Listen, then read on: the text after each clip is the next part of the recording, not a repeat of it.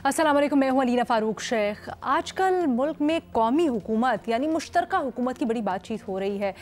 मुख्तलिफ लीडरान हैं जो इससे पहले भी ये इजहार ख्याल करते हुए कह चुके हैं कि उनके ख्याल में आइंदा इलेक्शंस के बाद एक नेशनल हुकूमत बननी चाहिए, यानी मुख्तलिफ पार्टीज़ को मिलाकर एक हुकूमत जिसमें किसी की भी कोई सादा अक्सरियत नहीं होती। अब हालिया एपिसोड में जरदारी साहब, जिन्होंने इंटरव्यू दिया हामिद मीर साहब को, उन्होंने भी पेश गोई की इलेक्शन से मुतल्लिक कुछ इसी तरह की। क्या कहा, देखिए ज़रा।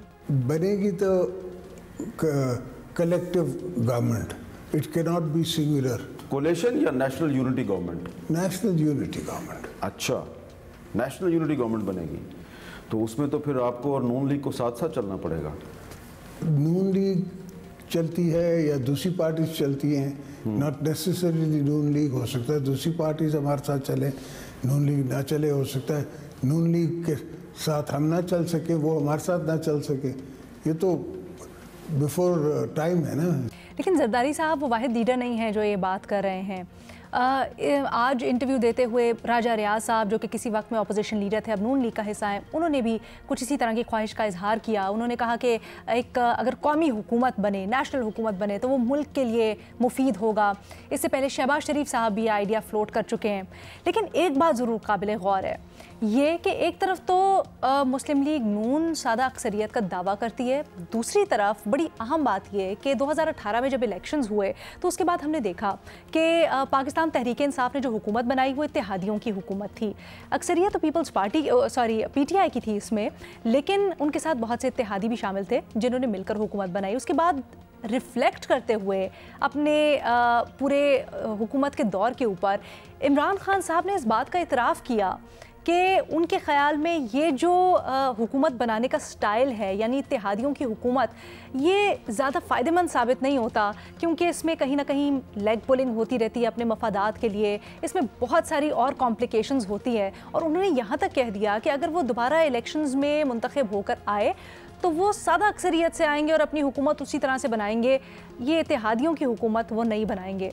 सवाल ये पैदा होता है कि अब जब इतनी बातें हो रही हैं, एक नेशनल यूनिटी हुकूमत या फिर एक कौमी हुकूमत बनाने से मुतल्लिक, क्या अब जो मुश्तरका हुकूमत की बातें हो रही हैं ये मुल्क के लिए मुफीद होगा या साजगार होगा? अपने तजियाकारों के सामने हमने यही सवाल रखा है। आज समझेंगे उनसे सारा का सारा मामला। इस डिस्कशन के लिए हमें ज्वाइन कर रहे हैं इरशाद भट्टी साहब, फ़खर दुरानी साहब, मज़हर अब्बास साहब और हफीज़ुल्लाह नियाज़ी साहब भी हमारे साथ मौजूद हैं। मज़हर अब्बास साहब, आपकी राय सबसे पहले जानना चाहूँगी। सर, ये जो जरदारी साहब ने बात की है, कोलिशन गवर्नमेंट नहीं, नेशनल यूनिटी गवर्नमेंट, ये किस हद तक आपको लगता है साजगार होगा, कामयाब हो पाएगा, और ये बातें क्यों हो रही हैं आपके ख्याल में? देखिए अलीना, सारा मसला ये कि अगेन हम माजी की तरफ चले जाते हैं और ये इस तरह के जो फिलर्स हैं ये माजी में भी छोड़े जाते रहे हैं। कौमी हुकूमत बननी चाहिए, इस तरह की हुकूमत बननी चाहिए, और जो एक बेसिक फार्मूला ऑफ डेमोक्रेसी है उसकी तरफ हम नहीं जाते कि भाई आप इलेक्शन कराएं, तमाम जमातों को हिस्सा लेने का मौका दें, जिस जमात की मेजॉरिटी हो उसकी हुकूमत होनी चाहिए, बाकी जमातों को उस मेजॉरिटी का एहतराम करना चाहिए। ये तो सिंपल फार्मूला ऑफ डेमोक्रेसी है। देखिए, नेशनल गवर्नमेंट हो, मुख्तलिफ जमातों की मखलूत हुकूमत हो, ये कभी भी सक्सेसफुल नहीं हो सकती। और उसका बड़ी बेसिक सी वजह है। बेसिक सी वजह यह कि इतने ज़्यादा जब पॉलिटिकल इंटरेस्ट आके टकराते हैं तो कॉमन इंटरेस्ट कहीं ना कहीं पीछे रह जाता है। इसलिए बेहतर यह है कि आप उसी फार्मूले पर जाएं कि आप एक इलेक्शंस कराएं, फ्री एंड फेयर इलेक्शन कराएं, सब उसके यानी प्री इलेक्शन उसका जो पूरा एटमॉस्फेयर है उससे एक्सेप्ट करें उसको। उन इलेक्शन के नतीजे में जो भी गवर्नमेंट आए, बाकी जमातें जिनकी रिप्रेजेंटेशन हो पार्लियामेंट में या बाहर हो पार्लियामेंट से, उनको चाहिए कि उस पार्टी की गवर्नमेंट को मौका दें।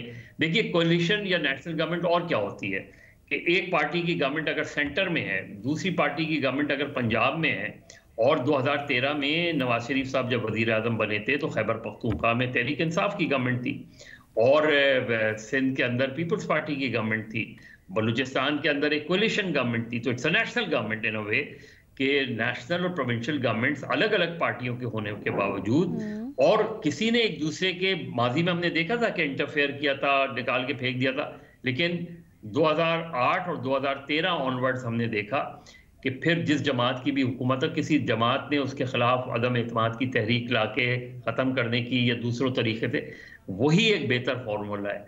लेकिन अगर ये कोशिश की जा रही है कि मरकज़ में, अब जब जरदारी साहब के इंटरव्यू को आप देखें तो आपको लगता है कि जी हो सकता है मुस्लिम लीग नून हमें एक्सेप्ट नहीं करे, हम उन्हें एक्सेप्ट नहीं करें, और इसके बावजूद भी कि एक जो बड़ी तीसरी जमात है उसका तो अभी कोई पता ही नहीं है कि वो इस इलेक्शन में किस तरह होगी। तो नेशनल यूनिटी गवर्नमेंट ऐसे कैसे हो सकती है कि जिसमें एक बड़ी जमात उसका हिस्सा हो ही नहीं और बाकी जमातों के दरमियान इख्तलाफात नज़र आ रहे हैं, जो कि जरदारी साहब के इंटरव्यू में भी नज़र आ रहे हैं, बिलावल की तकरीरों में भी नज़र आते हैं, मुस्लिम लीग नून के बयानात में भी नज़र आते हैं। तो मुझे तो नहीं लग रहा, मुझे ये लग रहा है कि कोई ऐसे फॉर्मूले को इवॉल्व किया जा रहा है कि मुस्लिम लीग नून भी पार्लियामेंट में हो, पीपल्स पार्टी भी हो, पीटीआई किसी न किसी शक्ल में हो, और प्राइम मिनिस्टर इन दोनों जमातों के बजाय कोई और हो, कोई तीसरा हो, जिनके बारे में हम, यानी कोई ऐसा जिसको हम और आप नहीं सोच सकते हो, और उनको इन तमाम जमातों की हिमायत भी हासिल हो। अच्छा, ऐसे पाकिस्तान में बड़े तमाशे हुए हैं, पाकिस्तान में सियासी तमाशे बहुत हुए हैं। तो एक नया सियासी तमाशा जो है वो अगर हो जाएगा तो कोई ताज्जुब की बात नहीं होगी। लेकिन आपके ख्याल में वो मुल्क के लिए मुफीद नहीं होगा। न्याई साहब आप बताइएगा, आप इसको कैसे इंटरप्रेट कर रहे हैं? ठीक है मगर साहब आप इसको कैसे, न्याई साहब आप इसको कैसे इंटरप्रेट कर रहे हैं? ये नेशनल यूनिटी गवर्नमेंट की तारीफ क्या है, कोalition गवर्नमेंट क्या होती है? क्या आप भी इसको वैसे ही देखते हैं जैसे मजहर साहब देख रहे हैं? देखिए जी, मजहर साहब से मैं इस हद तक तो मुतफिक हूँ कि अगर मुस्लिम नून नहीं है, पीपल्स पार्टी नहीं है, तो फिर हम नेशनल गवर्नमेंट तो नहीं कह सकते ना। ये कल भी मैंने इशारा जिक्र किया था, मुझे बात उसी वक्त जरदारी साहब के इंटरव्यू में सबसे ज्यादा यही बातें इंपॉर्टेंट खटकी है। और मैंने कल भी अर्ज किया था कि ये जो उन्होंने नेशनल गवर्नमेंट का शोषण छोड़ा है, इससे हकीकत है कि मुझे भी अपने जो जायचे की तो दोबारा जाना पड़ा है कि अब इन हालात में क्या डेवलपमेंट हो सकती है कि जरदारी साहब कोई हवाई बात नहीं कर रहे। अब देखें, बात यह है कि पहली बात तो यह कि जो इत्तेहादी हुकूमत तो बनती रहती है, इमरान खान साहब के पास भी इत्तेहादी हुकूमत थी। कोलिशन जरा थोड़ा सा मजीद कंफ्यूजिंग लफ्ज है। अच्छा। कि उसके अंदर कोलिशन से मुराद है कि सारी पार्टी उसके अंदर हो, जबकि ये जो पार्टी पिछली बनी है वो कोलिशन गवर्नमेंट, अगर आप ये समझे एक लाइक माइंडेड पार्टियां थी तो इत्तेहादी हुकूमत तो कह सकते हैं और कोलिशन भी कह सकते हैं, लेकिन यूनिटी गवर्नमेंट नहीं थी, क्योंकि इमरान खान साहब की हुकूमत गिरा के जो अपोजिशन थी उस वक्त की वो हुकूमत में आ गई और चंद बंदे उन्होंने चंद पार्टियों अपने साथ मिला ली। अब ये है कि जी राजा रियाज साहब कोई पक्की कच्ची बात तो करते नहीं है। आप ही के प्रोग्राम में जब ये हम बात कर रहे थे कि कौन होगा निगरान वजीर आजम, तो मैंने कहा जो नाम राजा रियाज साहब देंगे वही होगा। तो चंद दिन बाद मेरी खुशकिस्मती का राजा रियाज साहब ने नाम दे दिया और बन गए। फरवरी के इलेक्शन उन्होंने जो कहा था, जो तारीख कही थी वही हुई। ये मैं कह रहा हूँ जी कि अभी तो खैर ये है, मुझे लगता ही है जी कि एक जो मैं मदद साहब से थोड़ा इख्तिलाफ करूंगा वो ये है कि मेरे जहन में ये बात एक ही वजह से मैं कहता हूँ क्यों हमेशा से पहले दिन से कहता हूँ नवाज शरीफ वजीर आजम होगा, क्योंकि असल बात ये नहीं है कि एस्टेब्लिशमेंट को क्या सूट करता है या क्या नहीं करता। कई दफा हालात का जबर होता है, हालात की कंपल्शन होती है। मैं उस सीन को देखना चाहता हूं कि जिसके अंदर नवाज शरीफ और वजीर आजम नहीं है, इमरान खान भी जेल में पड़ा है, तो अगर काकड़ साहब को या किसी को ले, बिलावल को ले आए या शहबाज शरीफ को ले आए या शफकत रहमान को ले आए, या मैंने अपने करीबी दोस्तों को जो बड़े बहुत मेरे उस्ताद टाइप लोग हैं उनसे भी बहस होती थी, वो ये कहते थे कि नहीं जी नवाज शरीफ को शायद इसराइल कबूल ना करें। मैंने कहा मैं तो ये कह नहीं रहा हूँ कबूल करेंगे, मैं कह रहा हूँ इसके अंदर चॉइस नहीं है।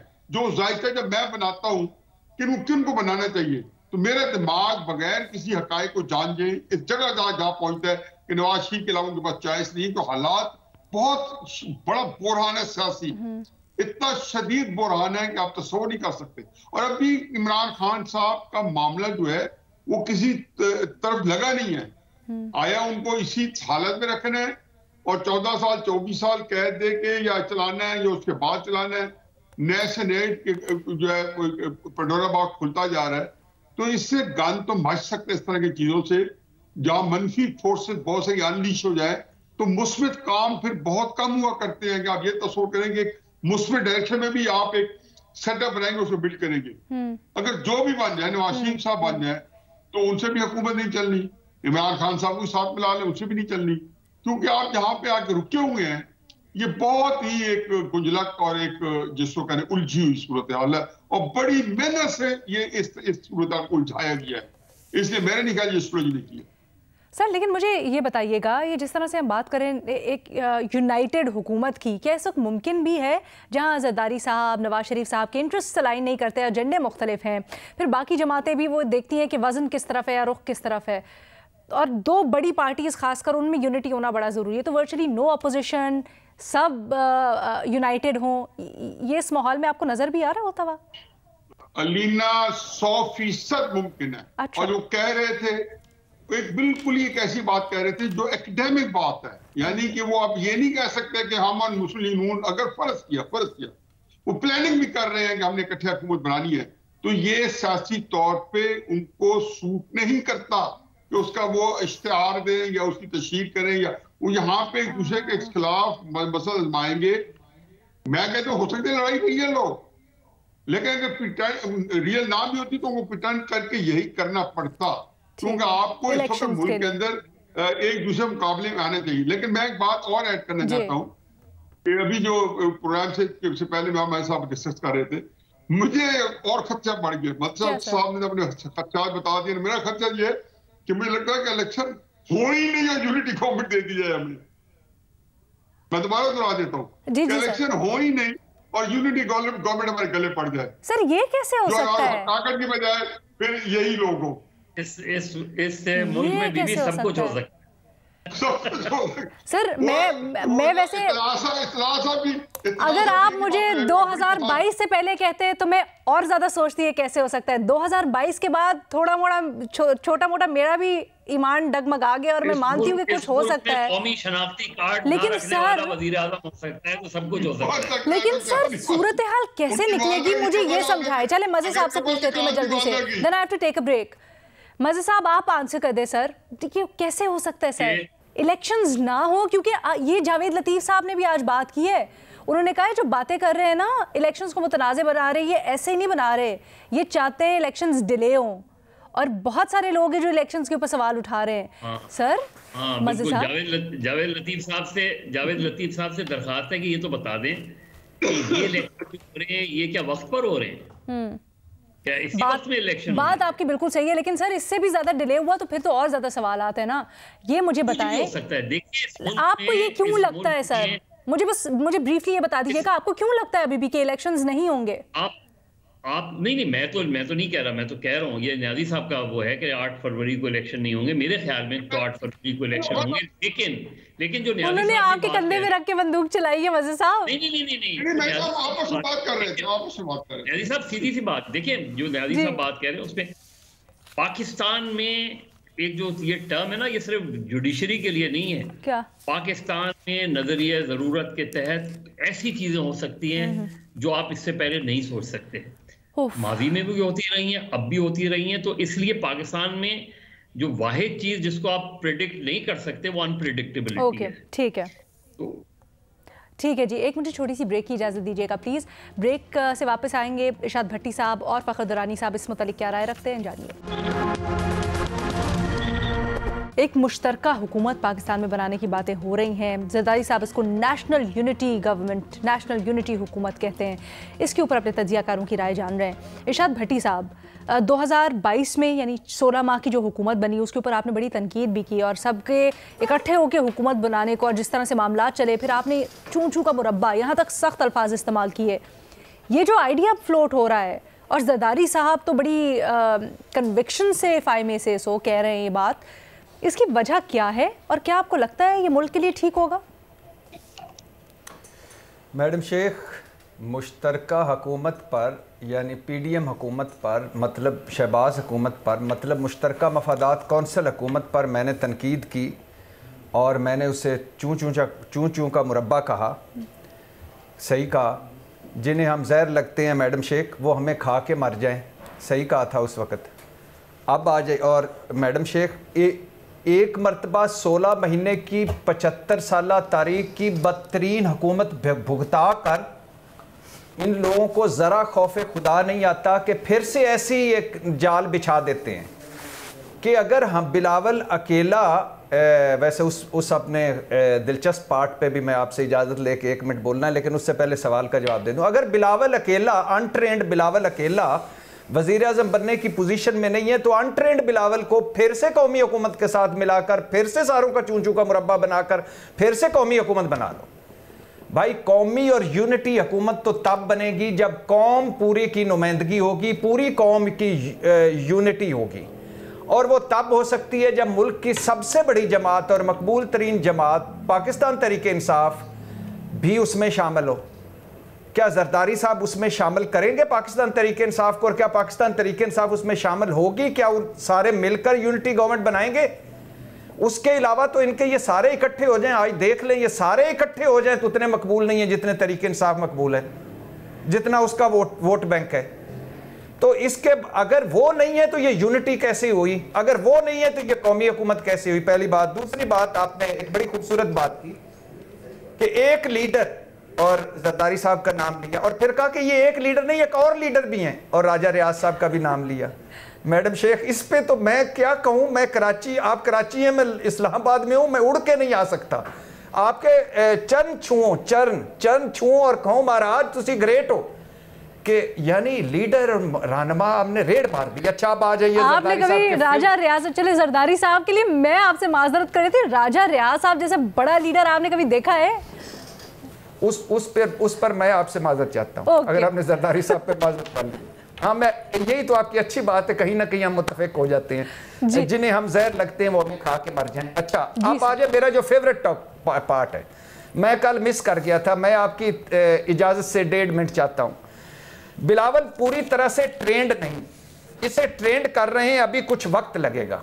मैडम शेख, अब इस फिक्रों को तीनों को ज़हन में रखिए। ट्रेंड बाप अनट्रेंड बेटे के बारे में कह रहा है, और वजीर खारजा इस मुल्क का वजीर खारजा साबित हुआ कि एक अनट्रेंड आदमी था। हमारी खारजा पॉलिसी एक अनट्रेंड आदमी के हाथों में थी। इस मुल्क का अगला जो वजीर आजम का उम्मीदवार है वो अभी अनट्रेंड है, और इस मुल्क की एक बड़ी सियासी जमात जो मुद्दे पे आ जाए है, आपकी 3 पे नहीं सिर्फ एक मिनट। मैडम शेख प्लीज आपसे इजाजत लेनी थी। मैंने आपसे इजाजत ली है, मैंने आपसे इजाजत ली है, मुझे सवाल की इजाजत लेना चाहती हूँ। मैं आप सिर्फ सवाल बाद में कीजिएगा, मुझे चंद जुमले बोल लेने जल्दी से। अच्छा, तो इस मुल्क की एक बड़ी सियासी जमात का जो सियासत सरबराह है वो अनट्रेंड है। अच्छा, जरदारी साहब बताते हैं एक ट्रिपल-P है, एक 4P है। जो ट्रिपल-P का चेयरमैन बिलावल है, 4P का चेयरमैन मैं हूं, और बीबी साहबा वो 4P मेरे पास छोड़ के गई हैं। अमानत है मेरे पास, मतलब इसमें जमहूरियत कहीं मिल जाए या इलेक्शन कहीं मिल जाए या सिविलियन बालादस्ती या वोट की इज्जत, तो मुझे बता दीजिएगा। अमानत है, मैं वसीयत पे बात नहीं करता कि वो कितनी सच्ची कितनी मशकूक है, अमानत पे बात। और आखिरी बात मैडम शेख, चंद जुमले। बिलावल और उसने वो हमारा मीडिया भी कमाल है, इस तरह लग रहा था कि वो चल रहे थे, बिलावल और जरदारी साहब में इख्तलाफ हो गया और वो दुबई चले गए। आप पीछे से दुबई मनाने बड़ी दफा बात कर चुके हैं। मुझे सिर्फ ये बता दें, अगर ऐसी बात है आप समझते हैं, ये जरा बताएं, अब ये कौमी हुकूमत की बातें क्यों हो रही हैं? इलेक्शंस आने वाले हैं, जो भी होगा सब देखा जाएगा।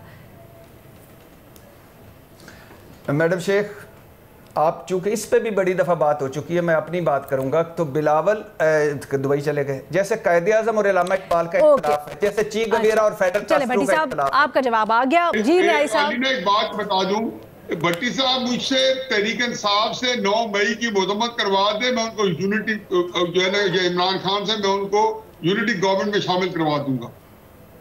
पूछ रहे थे ना उसको शामिल करेंगे, तो मैंने कहा जी 9 मई की मुजम्मत करवा दे, जिसकी मर्जी करा दे, वो यूनिटी गवर्नमेंट में सिर्फ वही होंगे जो 9 मई की मजम्मत करेंगे। अच्छा मैडम शेख, बहुत अच्छी ऑफर है इंशाल्लाह वजीर आजम की तरफ से, लेकिन मैं कहना ये चाहता हूँ कि छोड़ दीजिए उन सारे जो 9 मई में मुलव्वस हैं, उन सारों को साइड पे कर दीजिए। उन सारों को रहने दीजिए। इमरान खान जेल में, उसको छोड़ दीजिए। तहरीक इंसाफ पूरी ये 9 मई में इन्वॉल्व नहीं थी, तहरीक इंसाफ पूरी इस वक्त मुकदमे नहीं भुगत रही। मैंने तो सिर्फ एक आइडिया, जरदारी साहब ने यूनिटी और कौमी की बात की थी, तो मैंने उस पर कहा था क्या कौमी और यूनिटी तो तब आती है जब सारे शामिल हो। क्या इसमें सारे शामिल हैं कि वही जो, और आपने एक बात कही थी कि ये सबका एजेंडा मुख्तलिफ है। तहरीक इंसाफ के अलावा किसी का एजेंडा मुख्तलिफ नहीं है। ये आपको 16 महीने के हुकूमत में नजर आ गया है। फखर, आपकी क्या राय?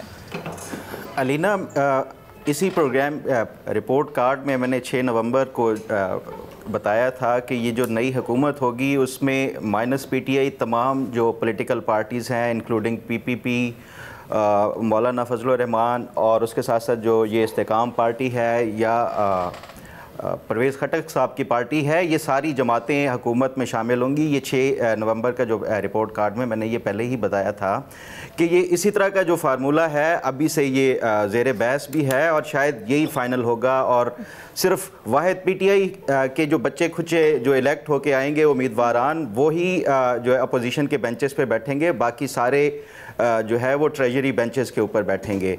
उसके साथ साथ मैं आपको ये भी बताऊं कि जो मेरी इन्फॉर्मेशन कुछ लोगों से बातें की जब ये इस हवाले से भी, तो जो मेरी इन्फॉर्मेशन है वो नवाज़ शरीफ साहब वज़ीर आज़म नहीं होंगे। वज़ीर आज़म शायद मुस्लिम लीग नून से शहबाज शरीफ साहब ही दोबारा से वज़ीर आज़म बन सकते हैं, लेकिन क्योंकि जो मुस्लिम लीग नून का वोट बैंक है या जो उसका वोटर है वो शहबाज शरीफ से ज़्यादा नवाज़ शरीफ साहब को तरजीह देता है, इसी वजह से जो है वो नवाज़ शरीफ साहब ये पूरी इंतखाबी जो मुहिम है उसको भी लीड करेंगे। उसके साथ साथ जो ये भी एक तासुर पूरा भरपूर दिया जाएगा कि नवाज़ शरीफ साहब ही आइंदा जो वज़ीर आज़म होंगे। ये तो बातें हो गई कि क्या ये एक नेशनल हुकूमत बनने जा रही है और कौन उसको लीड करेगा। साथ में आपको ये भी बता दूं कि ये जो कौमी हुकूमत के हवाले से हमने जिस तरह 16 माह का भट्टी साहब ने पॉइंट आउट किया कि तारीख़ की वर्स्ट हुकूमत थी, जो कि मैं नहीं समझता कि वो वर्स्ट हुकूमत थी, क्योंकि जो माशी हालात हम जो थे उस वक्त, उसके बाद डिफ़ॉल्ट से बचाना ही एक बहुत बड़ा मेरे ख्याल में मुआवजा था। बाकी जो महंगाई है या जो भी उस हवाले से बहस की जा सकती है, लेकिन मखलूत हुकूमत हो या इत्तेहादी हुकूमत हो, ये कभी भी पाकिस्तान के मफाद में नहीं रहेंगी, क्योंकि पाकिस्तान की हर सियासी जमात का एक अपना मंशूर है, अपने इंटरेस्ट होते हैं। तो उस हवाले से जो भी हुकूमत आएगी वो इसी तरह अपने इत्तेहादियों से ब्लैकमेल होती रहेगी।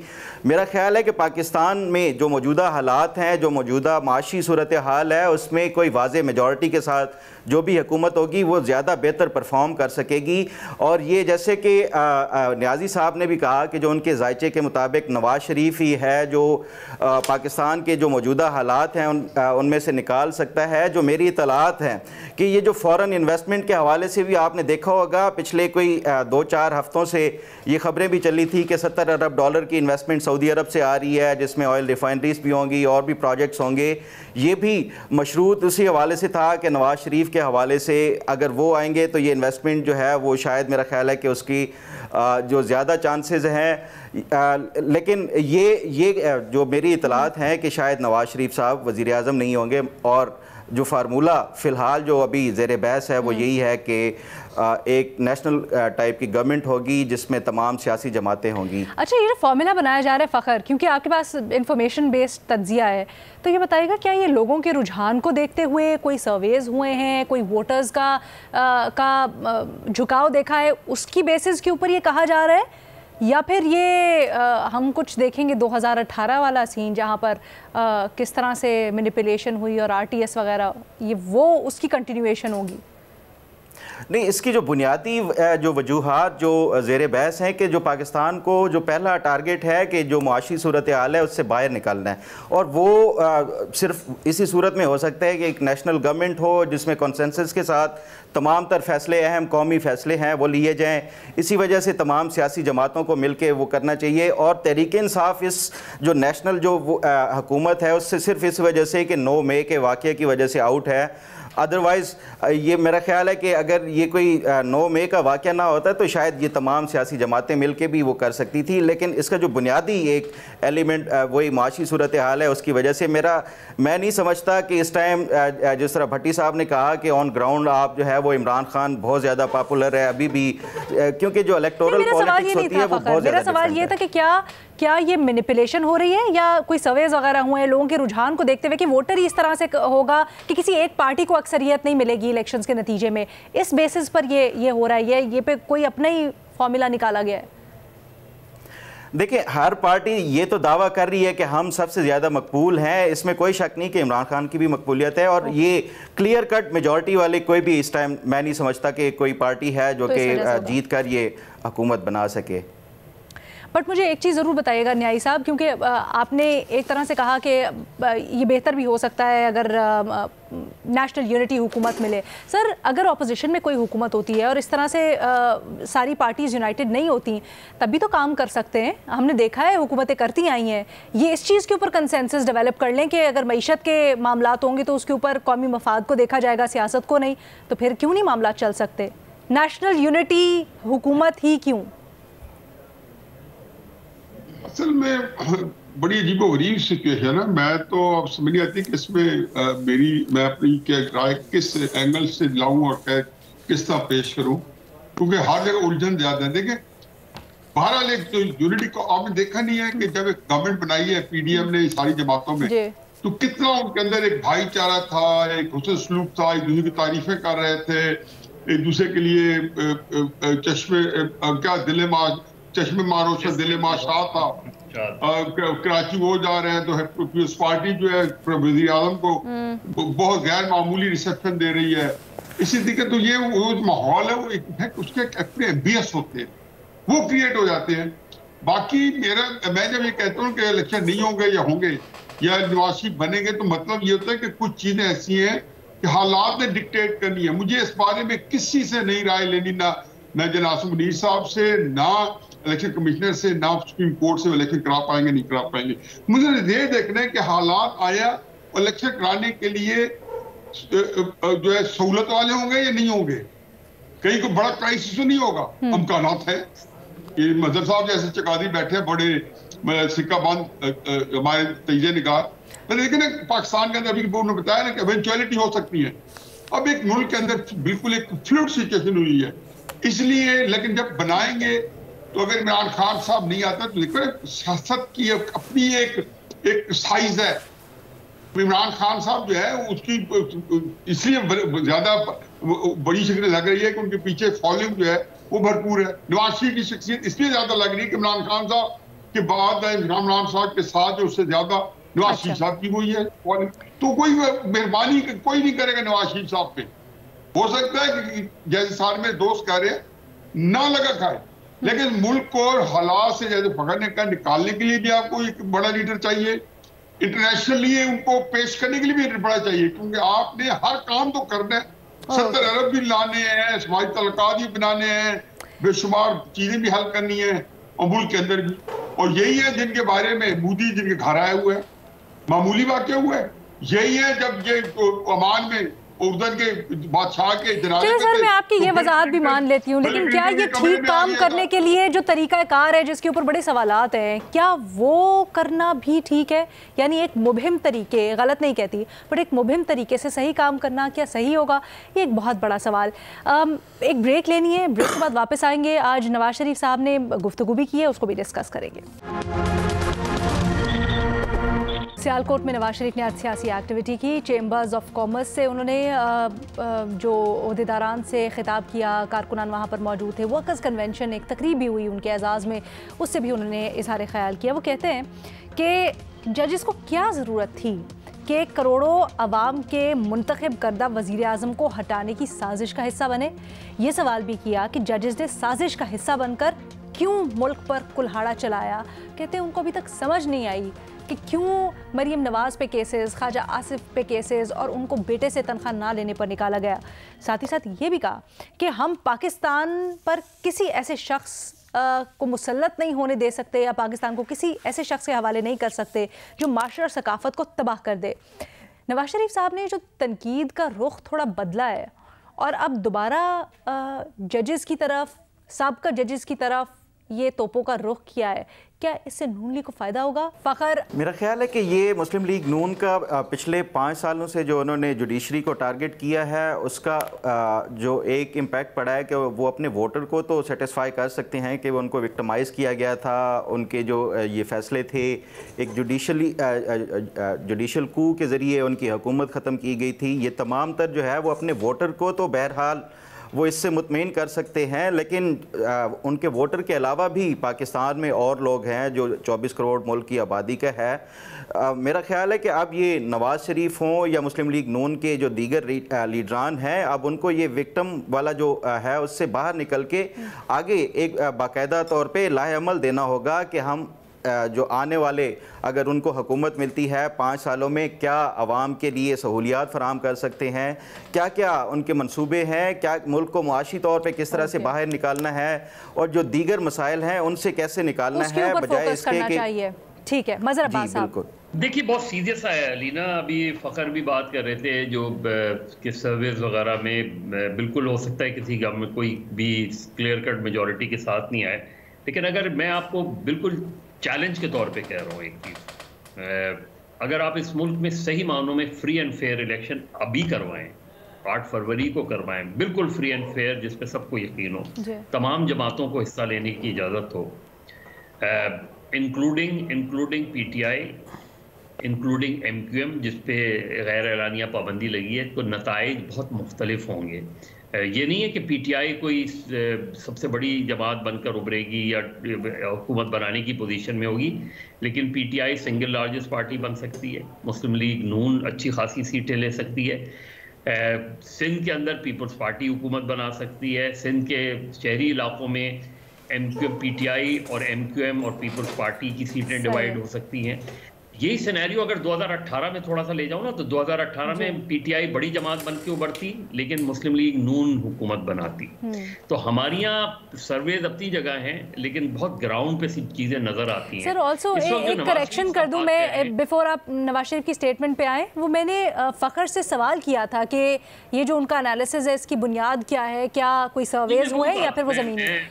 फ़खर ने ये नहीं कहा था कि कोई सर्वेज हुए हैं, ऐसा ही है ना फ़खर? नहीं वो मैं फ़खर जो बात कह रहे हैं वो ठीक है, मैं उसके वो नहीं कर रहा, मैं तो जनरली सर्वेज जो हमारे यहाँ होते हैं जिस तरह के। सर मेरा नहीं ख्याल इस तरह का कोई अभी सर्वे हुआ है, वो जनरली पॉपुलैरिटी से मुतालिक सर्वे हुए हैं, वो सिर्फ मेरा सवाल था। सर्वेज हमारे यहाँ सर्वेज जिस तरह होते हैं उनका एक सर्वे हो तो बहुत अच्छा सर्वे होगा। अच्छा सर नवाज शरीफ की स्टेटमेंट पे बता दें।